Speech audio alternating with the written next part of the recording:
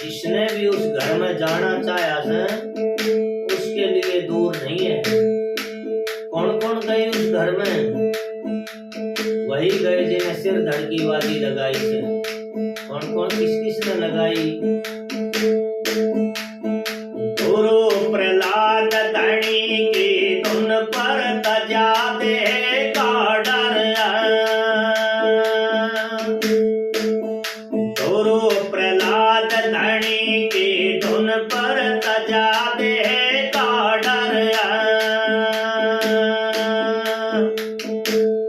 महादेव ने भख्या हलाल बोरा आठ पैर साधो बहुत दूर वो घर।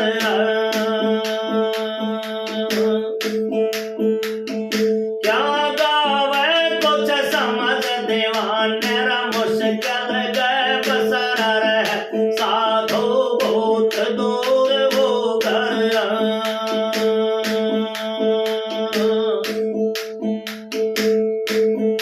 गोरख गोपी चंद भरत रे लिया ठेकरा कर। गोरख गोपी चंद भरत रे लिया ठेकरा कर।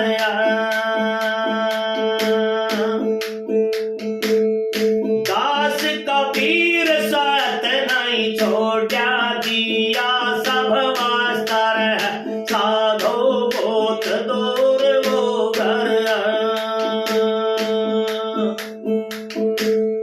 क्या गावे कुछ समझ दीवान मुश्किल गए बसर साधो बहुत दूर वो घर।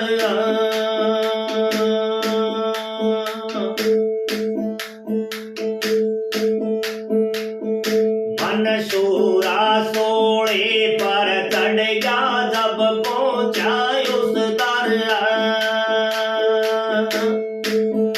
मनसूरा सोड़े पर चढ़ गया जब पहुंचा उस दर। शेख फरीद कुएं के अंदर काया गया बेसर साधो बहुत दूर वो घर।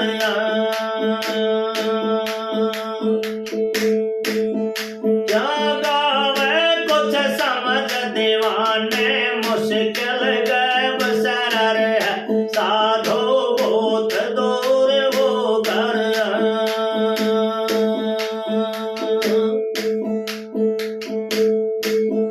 सुल्तानी साहब मिलने को तजा माल और दर।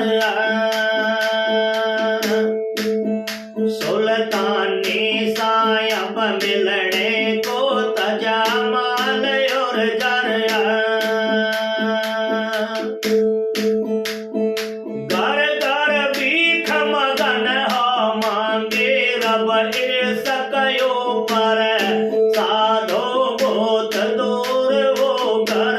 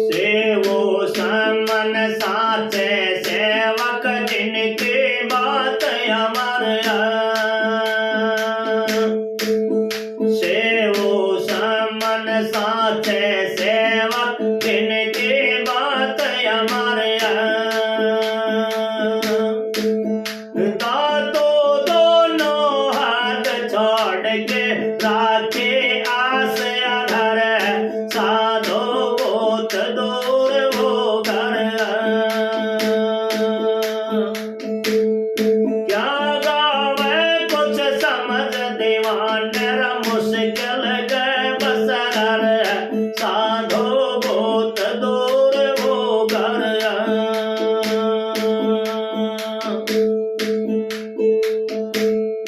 जैसे सती न फिर घर यूं सिर दे तो नर जैसे सती न फिर घर यूं सिर दे तो नर नित्यानंद में वो भगवानी कहीं कहीं बार बार साधो बहुत दूर वो घर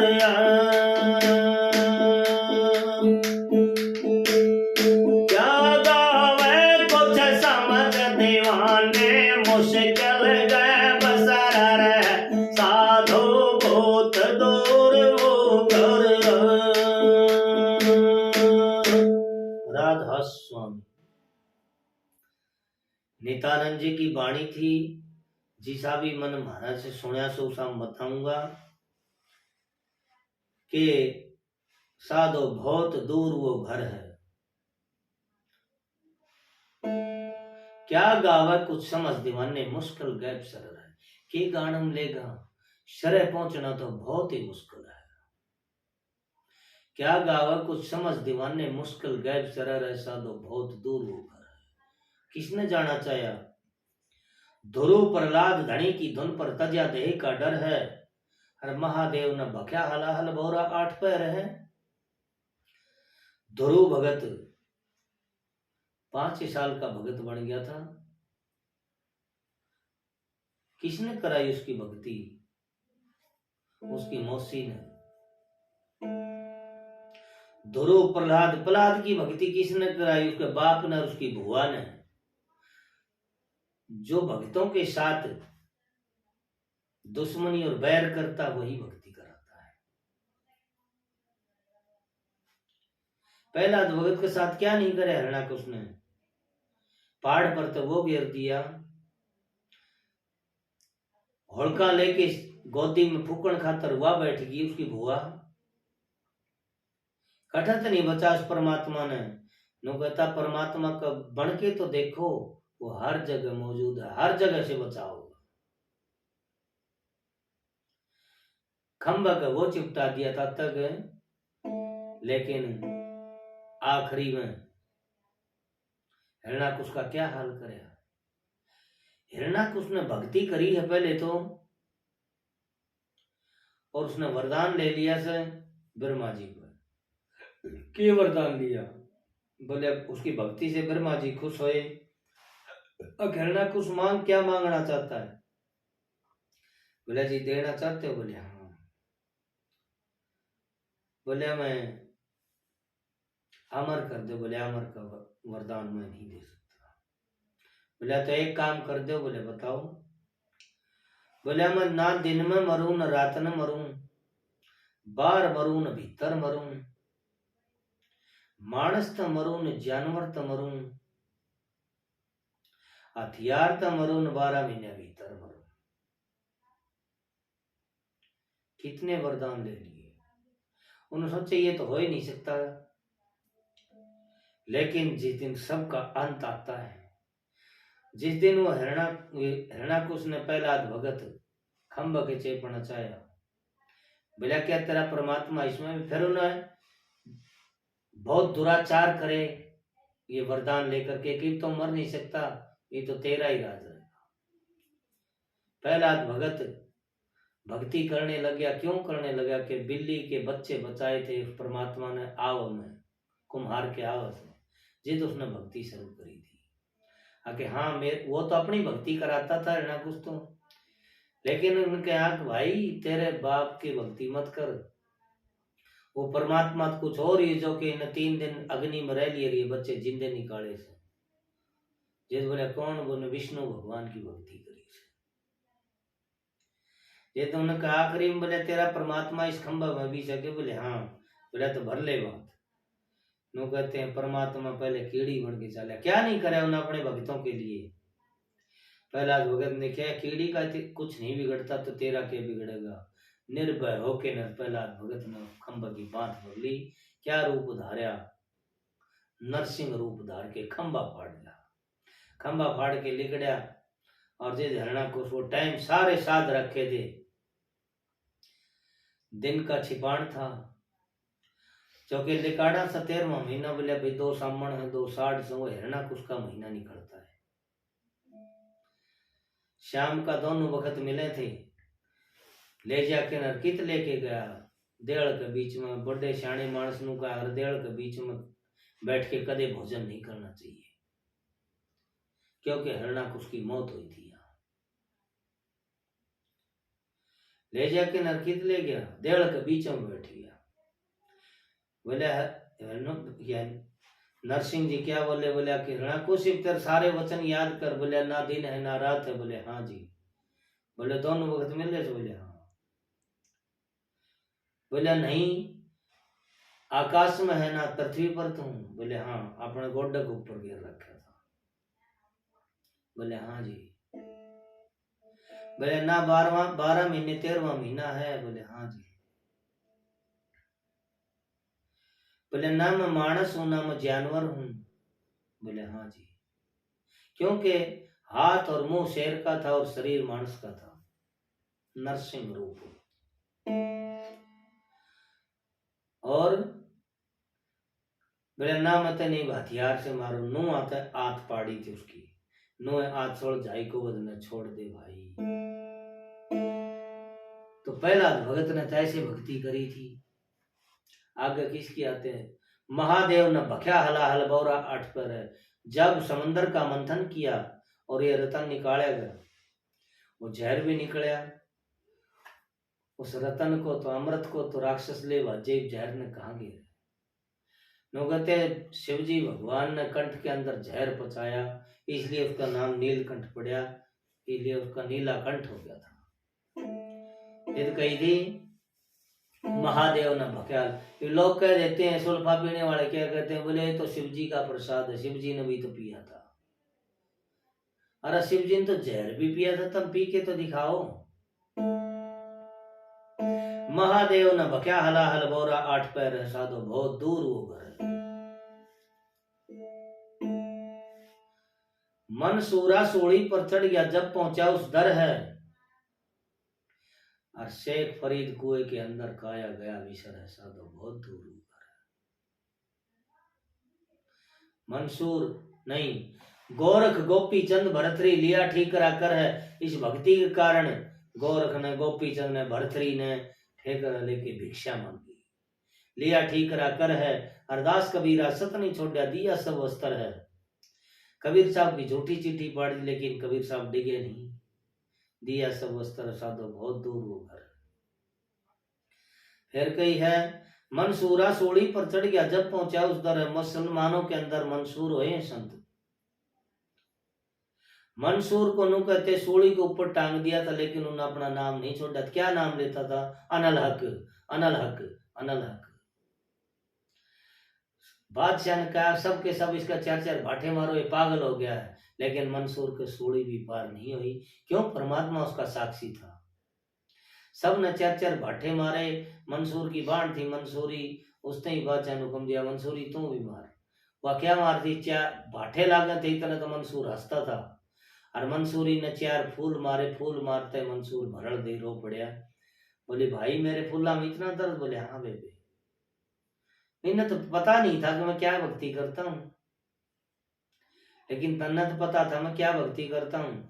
नेता ने फूल मारे सी मेरे भाठिया मर गए लागे से, और जो इन्हें भाठे मारे वो मेरे फूला मर गए लागे से। मंसूरा सोड़ी पर चढ़ गया, जब पहुंचा उस दर है, जो परमात्मा की दरगाह में पहुंचा था। शेख फरीद कुएं के अंदर काया गया विसर है। शेख फरीद भी मुसलमानों के अंदर ऐसा। शेख फरीद ने कोई गुरु नहीं बनाया और भक्ति करने चला गया जंगल में। लेकिन भक्ति क्या, उसकी रिद्धि सिद्धियां खुल गई, रिद्धि सिद्धि प्राप्त कर ली।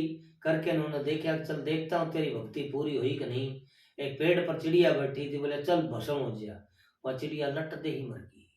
फिर बोले चल, फुरते ही उड़ गया। वो उड़ के फिर डाली पर बैठ गई। उन शेख फरीद ने सोचा तेरी भक्ति तो भाई पूरी होगी। चल दिया।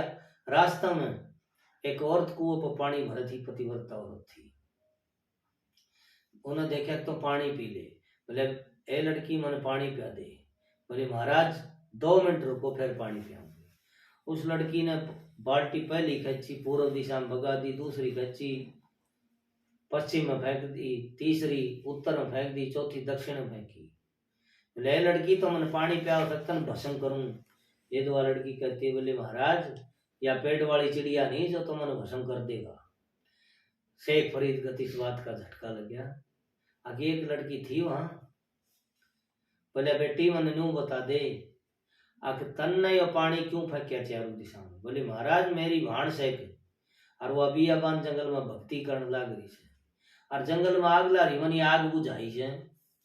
बोले पानी पहुंच गई। बोले दूर, थोड़ी दूर है, जाके देखो। जाके देखता, बोले बेटी जाइए ना इधर। बोले ठीक है। वो देख के आता सारा जंगल में आग लगी, लेकिन उसकी झोपड़ी के चौर जब पानी भरिया से वह बुझ गई। आके बोले बेटी मन भी परमात्मा से मिलने का रास्ता बता। बोली मेरा परमात्मा तो मेरा पति है, मैं तो अपने पति की सेवा करती हूँ, क्यों पतिव्रता औरत थी। बोले तो मन भी तो मिलने का बता, परमात्मा से रास्ता। बोले तो उन्हें अपना पंडा छुटाने की मारी कह दी। बोले पाया का रस्सा बांध के और पाट का बांध के उल्टा कुआं में लटक जा। शेख फरीद ने ऐसा ही किया तो उसने कुआं के अंदर परमात्मा मिला। तेनों गए शेख फरीद कुएं के अंदर काया गया बिसर। काया बिसरना क्या, जीते जी मरना। वह सुरती उस परमात्मा में लग जानी, ये शरीर फना हो जाए। फिर के कही से सुल्तानी शाह मिलने को तजा माल और जर है, घर घर भीख मगन हो मांगी रब इश्क ऊपर है। नो कहते सुल्तानी बादशाह रोजाना सवामन फुल्ला की सेज पर सोया करता और वह सेज बांदी लगाया करती। एक दिन बादशाह कहीं घूमने जा रहा था, बांदी ने सेज लगा के न देखा, बादशाह इसके ऊपर रोज सोता है। अगर तुम भी सो के देख कैसा आनंद आता है। वह बांदी लेट की लेटता ही नींद आ गई। 2 मिनट हुई थी आंख लगी ने, इतनी देर में सुल्तानी बादशाह गया। सुल्तानी बादशाह ने देखा कि तेरी सेज के ऊपर बांदी उतार की कॉर्डर बांदी के सड़ासड़ 2 सारी। बांदी फटते से उठी, एक बार तो बांदी रोई फिर हंस पड़ी। सुल्तानी बादशाह ने कहा कि बांदी तो क्यों, तो हंसी क्यों रोई। बोले महाराज मैं रोई तो न्यूक मेरे इन कोल्डिया का दर्द होया। बोले हंसी क्यों। बोले महाराज आज मैं इस सेज के ऊपर 2 मिनट सोई और इस सेज के ऊपर 2 मिनट सोने का मैंने 2 ही कोल्डे दंड मिला। आप तो पता नहीं क्या घंटे सोते हो तो आपका क्या हाल होगा। इस सेज पर सोने का ही तो दंड है ये। सुल्तानी बादशाह चक्कर हाथ दौड़ पड़ा। सुल्तान ने होश आया तो देखा कहाँ जाऊं, कित बाजा। बादशाही त्याग के कबीर साहब की शरण में चला गया। कबीर साहब से कहा महाराज मन नाम दे दो। बोले भाई नाम ऐसे नहीं मिलता। बोले और, बोले कुछ दिन सेवा करनी पड़ेगी। बादशाह था। बोले क्या। बोले भिक्षा ले आओ। नू कहते हैं सुल्तानी बादशाह 6 साल तक सेवा करी। एक दिन माता लोई नू बोली कि इन माताओं के दिल में दया होती है। बोले महाराज ये बेचारा बादशाह है, ये तो इन 6 साल सेवा करते होगे, नाम दे दो। बोले लोई भांडा साफ नहीं है, अगर भांडा गंदा है तो घी का 12 घालांगे तो छड़ उठेगा। बोले महाराज मन तो साफ नजर आता है। बोले ना। बोले तो कुटिया का कूड़ा करकट शोर के एक साइड में लुक जा, मैं इसने किसी काम से भेजता हूँ और तो इसकी पोशाक पर डाल दी और लुक के सुनिए क्या करता है। माता लोई ने ऐसा ही कराया। सुल्तानी बादशाह घूमन निकला जाता और माता लोई ने बाल्टी उसके ऊपर उड़ेक दी। उन्हें लुके सुनती क्या कहता सुल्तानी बादशाह, अगर आज सुल्तानी बादशाह होता जिसने मेरे ऊपर ये राख और ये कूड़ा करकट गिरा उसकी चमड़ी उधड़वा देता। माता लोई ने कहा महाराज आप बिल्कुल सही कहो थे, भांडा साफ नहीं है, इसमें बादशाही का अहंकार है। नु कहते 5-6 साल सेवा और करी, 12 साल सेवा करी सुल्तानी बादशाह कबीर साहब की। नो ले कबीर साहब बोले ले लो ये भांडा बिल्कुल साफ है। जिद माता लोई बोली महाराज मन तो सही नजर आ। बोले ना, ये गोबर माटी डाल के मिला के ना वो डाल। वो डाली। जिल सुल्तानी बादशाह देख करके हंसता, बोले वाह, ये शरीर धन है, ये सतगुरु ने उठ तो लिया, नहीं तो ये गोबर मिट्टी में मिल जाना था एक दिन। जिद कबीर साहब से नाम लिया सुल्तानी बादशाह ने, वाणी भी कही से, सुल्तानी बलक बुखारे दा, सुल्तानी बलक बुखारे दा, मती की उड्डी दई बांधी ने राह बता दिया प्यारे दा। सुल्तानी बादशाह ने बांधी से ज्ञान हुआ था। फिर आगे क्या आती है, नाम देव तन त्यागण लग गया, पिया दूध पाथर है, और पीपा जाए द्वारका पर से कूद पड़े सागर है। नामदेव छिपी था, उसने भी ठाकुर जी को दूध पिला दिया था। और पीपा साहब राजपूत था, दूसर कुल में उनका जन्म हुआ था। पीपा साहब राजा था। एक दिन पीपा साहब ने कहा कि मंत्री मेरे लायक कोई गुरु बताओ, जो मैं भी भक्ति करके न और अपने जिंदगी सफल कर लूं। मंत्री ने कहा महाराज आपके लायक एक ही गुरु। बोले कौन? बोले काशी नगर में चले जाओ, वहां रविदास जी है। उसके मन में घृणा आई कि तू राजपूत और चमार के घर जागा, लेकिन लुकता छिपता एक दिन मौका लाके न पीपा साहब रविदास के कुटिया पर पहुंच गए। रविदास की सूरत सचखंड में थी और अपना काम कर रहे थे। अपने घर ने को राजा बादशाह आ जाता पर बड़े राजी खुशी वहां देख अपने घर पर राजा रविदास जी बड़े खुश हुए। बोले आइए राजन बैठिए। बोले महाराज मैं तो कुछ लेने के लिए आया था। बोले बैठिए, पहले पानी पियो। उस कुंडा में चांद भेड़का में अपना अमृत बना रखा था। उसने सारी जिंदगी की कमाई उस पानी में थी उसकी, रविदास जी महाराज की। जिन्होंने पानी पियो, पीपा साहब ने पानी पिया नहीं, आंधड़ा तो कर लिया, मुंह बीच के नो बाया माथ काट दिया, काट के नर भाज लिया। रविदास ने तो देख लिया था, अब भाई ने पिया नहीं, भाजा गया। बोलिया कि महाराज ले आए ना? मंत्री बोलिया जी किसान नाम दे। तो बोलिया वो तो अपने पानी पिया के अपनी जात मिलाना चाहता। बोलिया धोबिया को मेरा कुर्ता जो जल्दी धुआओ। धुआया, लेकिन धोबिया को दे दिया। धोबी ने एक वठी चढ़ा, दूसरी वठी चढ़ा, नहीं उतरे वो दाग। फिर धोबी ने बोलिया कि धोबी की लड़की का नाम कमाली था, वो मुल्तान शहर ब्याही थी। कह देते हम बात, कोई पुरानी बात हो जाए। बोले भाई वो पानी, कोई बात बीत जाती है। बोले भाई वो पानी मुल्तान गए, उन पानियां कमाली पी गई। कैसे गए मुल्तान? सुनी सुनाई था हम कह दें। जे वो लड़की थी कहा बेटी इस दाग को चबड़ ले, चबड़ना छूटता है। वो लड़की चबड़ने लगी, उन्हें थूक क्या नहीं, अपना अंदर पी गई। वो पर्दा खुल गया उसका मालिक, पर्दा खुला और खुलने के बाद में बड़ा ज्ञान प्रचार करने लगी। बात चलते चलते पीपा साहब पर पहुंच गई। बोले महाराज आप गुरु की तलाश में थे, अपनी धोबिया की लड़की वो बड़ा ज्ञान प्रचार करती है। पीपा साहब भी चले गए। पीपा साहब ने हाथ जोड़े और लड़की भाज के पीपा साहब के पाया में पड़ गई। महाराज आप मेरठ के लेना है? बोले बेटी मैं तो तेरे से कुछ ज्ञान लेने के लिए आया। बोली जो मैंने मिला सो आप तो मिला। बोले मेरठ कैसे मिला? बोले जो आपका कुर्ता का दाग लग रहा था मन तो वो चबड़िया से, जिद मेरा पर्दा खुलिया से। जिद पीपा साहब ने माथम हाथ मारिया। बोले ए लोक लिहाज तेरा सत्यानाश जा, अगर मैं लोक लिहाज नहीं करता था जो मेरा पर्दा खुलना था। 3 बार कह के फिर उल्टा रविदास के पास भाजा गया। रविदास जी का महाराज वो पानी एक बार मैंने फेर प्या दे पीपा साहब। जिद रविदास ने पीपा साहब को कहा था भाई पीपा उन पानियां तो कमाली पीगी और वो पानी मुल्तान गई, क्योंकि वो लड़की मुल्तान शहर ब्याही थी। एक तो नाम ले और शब्द की कमाई करनी पड़ेगी तने। वो तो मेरी खुद की करी कराई कमाई देव था, लेकिन तेरे पोटी नहीं। गीसा संत की वाणी भी आती है कि अक पूरा बिन नहीं पचे अमल निज नाम का, छोटा सा बर्तन दाता वस्तु घनेरी उजल उजल बह जा अमल निज नाम का। तो पूरा नहीं होगा इतना, उस पर झेलेगा नहीं। जब वो पीपा साहब नाम लेकर के आगे और पंडितों को दुखी करने लगे कि मन कोई है ऐसा जो परमात्मा से मिला दे।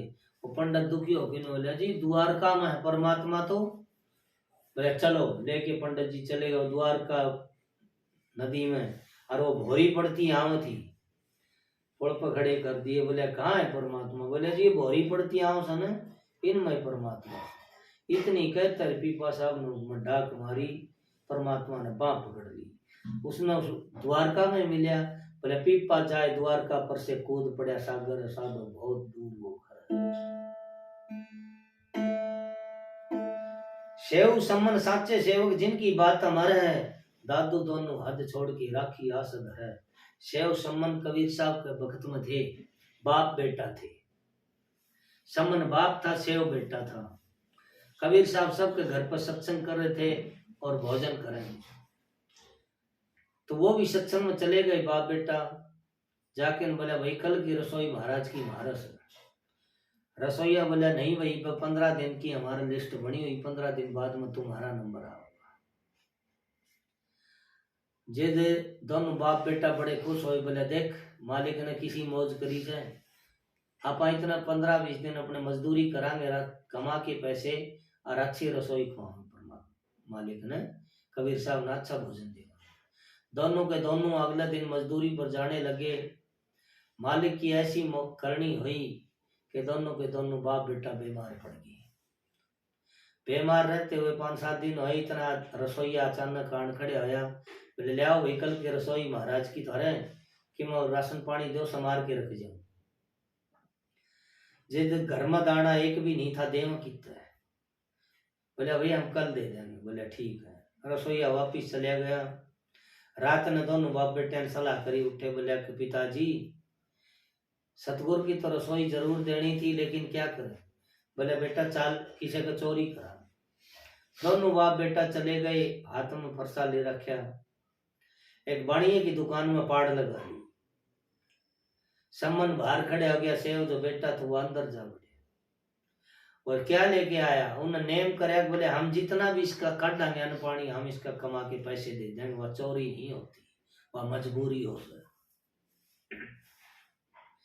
ये जाके ना वो काट के लिया क्या, एक मुट्ठी मिर्चा के लिया, शेर एक गेहूं काट लिया। बोले लो पिताजी। बोले के लिया सो भाई। बोले शेर एक गेहूं लिया, एक मुट्ठी मिर्चा। बोले पगला नून की मुट्ठी भर लिया महाराज, या नून की रोटी पोके तो खुआ देते। वो उल्टा पाड़ में बढ़ गया सेव और दुकान में सुत्या था वो सेठ। वो खुड़का होया, पीपिया में हाथ लग गया। चोर चोर चोर, सेठ ने रोड़ा मचा दिया। इतना सेव ने हाथ और गर्दन अपने बाहर निकाल दिए। सम्मन का हाथ ठा गया अपने बेटा के सेव के, और सेठ तो भीतर खच्चर, सम्मन बाहर खच्चर। 2 घंटे हो गए खच्चा ताड़ी होते होते। ये सम्मन सेव बोले पिताजी ना तो छोड़ दे ना यो छोड़ दे, और लोगन तड़कन बेरा पड़ जाए ना चोरी करी से तो गुरु को बट्टा लग जाएगा। बोले तो क्या करूं? बोले मेरा सिर काट ले। सम्मन ने अपने बेटे का शीश तार लिया और शीश तार के घर पर ले आया। सेठ ने अपना लड़का वो सेव का धड़ भीतर खींच लिया, शीश लिया के घर पर रख दिया। ये सम्मन का घराड़ी उठ के पीछण लगी। सेव का घराड़ी ने कहा माता मन पता है मेरा ससुरा मेरे धनी का सिर तार ले आया, लेकिन मैं पतिव्रता तू, मैं पीस के खाऊंगी। सासू तो मत पीस, मैं पीसूंगी। और वो सेठ धड़ ने ठाके न देखा, तन तो बीमारी खींच लिया। तड़कन पुलिस आओगी तेरे हाथ टूटा गया। वो सेठ सियाणा हो न, चल बोले किसी घर का दरवाजा खुला मिलेगा, उसे में घेरी उठा के धड़ने और चलिया। तो सम्मन का ही घर का दरवाजा खुला मिला। सेठ ने ठाके उसमें घेर दिया, आप पिटेंगे। सम्मन ने सोचा हो मालिक ने बड़ी मौज कर दी। सिर भी आ गया, धड़ भी आ गया, दोनों जोड़ के आपस में चादर उड़ा दी। रसोई बन के तैयार हुई और जिम्मन खातर कहा कि भाई रसोई कितने सदस्य हैं? बोले जी हम तो 3 हैं। बोले नहीं हम भी तो सन। बोले थाली में भोजन लगाओ। बोले जी भोजन लगा दिया। लगा के कबीर साहब बोले भाई सेव कहाँ है? बोले सम्मन बोले महाराज मेरे में इतनी ताकत है नहीं जो मैं सेव ने बुला लूं आज उसके आश्रम खोले। बोले नहीं, अगर सेव नहीं आएगा तो हम खाना नहीं खाएंगे। चित सम्मन ने कहा महाराज आप में ताकत है तो आप बुलाओ, मेरे में इतनी ताकत नहीं जो मैं सेव को बुला लूं। कबीर साहब ने आवाज लगाई कि सेव हम तेरे घर पर आए, आके भोजन करवा। नुगते सेव फट देसी जिंदा होके न रूठ के आता है। आके कबीर साहब के चरणों में पड़ गया। चरणों में पड़ के जिद कही थी सेव ने, आके लाखों सिर तो दे चुकी यम राजा की भेंट, एक शीश तन ना दिया सिर सतगुरुआ का हेतु। सिर माटी का तोमड़ा सांचो करके जान, सिर के साटे हरी मिले तो भी सस्ता जान। अगर शीश देने से सतगुरु परमात्मा मिलता तो भी सस्ता है। फिर कही जैसे सती न फिर घर आवे, यूं सिर ले तो नर है। पतिव्रता औरत सती होने के लिए चाल पड़ेगी तो वापिस घर नहीं आओगे, अपना शीश दे देगी। और नितानंद महबूब गुमानी यहीं कहीं बरबर है। राधा